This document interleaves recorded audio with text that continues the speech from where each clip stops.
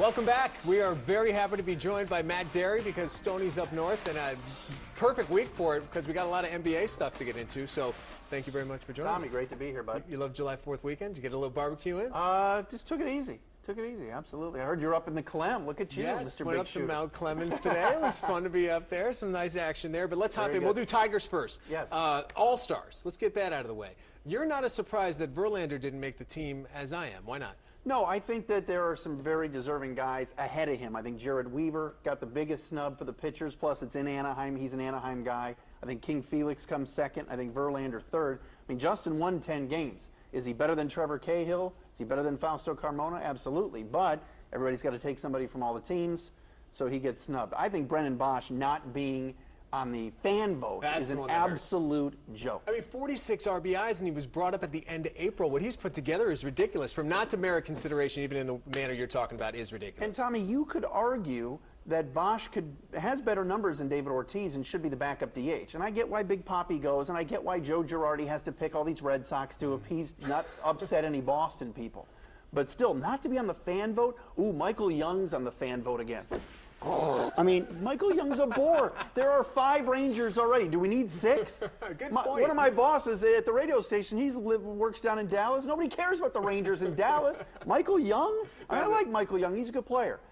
But Bosch should be ahead of Swisher and Young and on that fan vote. That is garbage. When you think about the offseason and how concerned everybody was about the fact that they got Valverde and what's this guy going to bring, let's just reflect a minute on how magnificent this guy's been out of the bullpen. 2 runs all year. He's a lock to have made the All-Star team. He did. There's no way you couldn't keep him.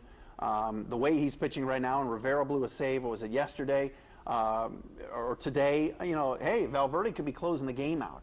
He's been that good and that special. And ironically enough, you know, the Mariners don't get a first-round draft choice because they went out and signed Sean Figgins. The Tigers go out and get Valverde and give up their draft choice. Fine, give it up. He's been that good. You know, he's lights out. You can't argue that him making the team. Nobody's closer to what's going on in the NBA in this town than you are. You're so close with the Pistons and whatnot. I appreciate that. One of the reasons I have you here this week. What do you make of what's going on? It's been a bizarre week. I spent 4 days in New York, and they're basically resigned to the fact that they're not going to get LeBron. What's your take on what's going on? Well, I think that, you know, there are certain guys that are using this forum for their advantage. There are certain guys that are enjoying the spotlight, that are enjoying making movies. Chris Bosh is making a documentary on this. And to be quite honest, LeBron and Wade are the top 2 guys. And Chris Bosh might think he's in that upper tier. You know, sorry, Chris, you're not. You're just not. And I think Bosh is going to go where one of those guys goes. I think it turns out at the end, I think LeBron's going to stay. I really believe he's going to. People think that the Cavs are going to be terrible even if he goes back. That's not true. Still a 60-win team. Wade, that's dicey with the kids and everything else going on in Chicago.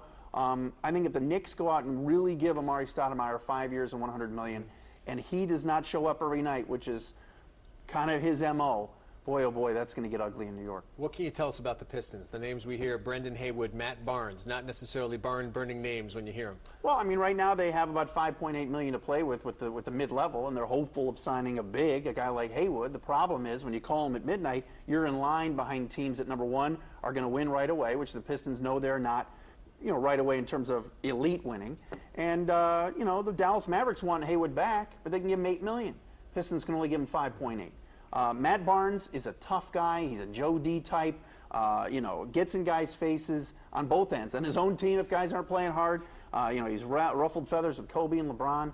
I would love to see Matt Barnes come here, but again, it's about money and winning. A lot of these guys want to go to the Celtics and the Lakers and the Bulls, and you got rosters that are empty right now. The Nets, the Heat, you know, the Bulls, all teams that have finished ahead of the Pistons the last couple of years with empty rosters that might overpay for guys like that. Good news, though, is, Mr. Leiden, is that all these teams spending all this money, those other contracts from last summer don't look so bad. Joe Dumars doesn't look so bad. And if Miami didn't re-sign Wade, they have no players. Good point. So they'll say, well, we got to get a 2-guard now.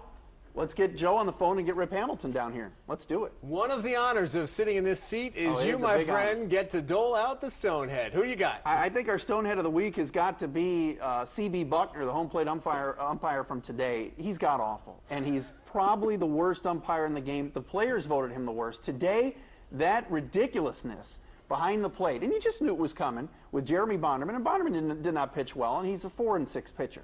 But squeezing Bonderman, then getting into it with Laird, the 2-strike call on Johnny, or the 3rd strike call on Johnny Damon was only 1 strike. He punches Damon out like he's tough.